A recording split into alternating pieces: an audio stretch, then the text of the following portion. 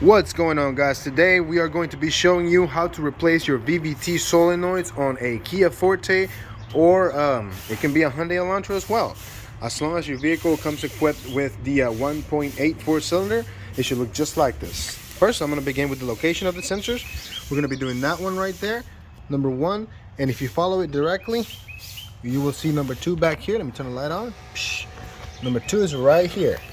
All right, this wire that you see right here, that's number 2. It's going to be a little bit difficult to see, but I'm going to show you the part. This is what the part looks like. All right, and it slides like that. So you see that little hole right here? That's where a bolt's going to be, and it's going to be a 10mm bolt. Here's my new one.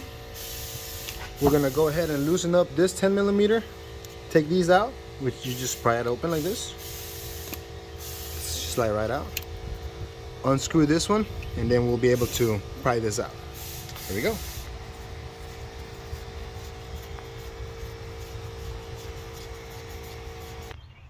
Alright, so once you have removed that bolt, it may be stuck a little bit. Try to wiggle it with your fingers and pull as you wiggle.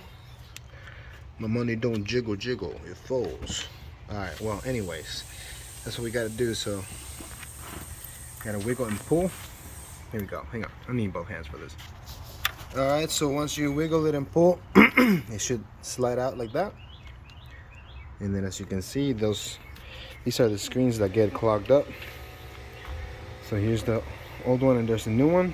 We're gonna go ahead and put them in right now. The installation process is the same in reverse. You can grab some oil if you want. Oil is down before putting it in there, but for the video's sake, we're just gonna slide it in for you.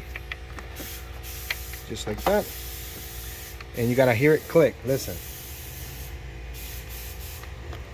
Well, it didn't quite click, but I could feel it. Make sure you line it up down here. Alright, make sure it lines up perfectly just like that.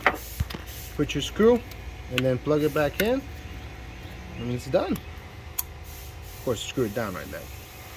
The same thing for the other one, except in reverse procedure. So we're going to show you the setup.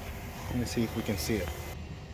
So we follow this wire all the way back, and as you can see, the whole sensor's right here. We need to loosen up this 10mm.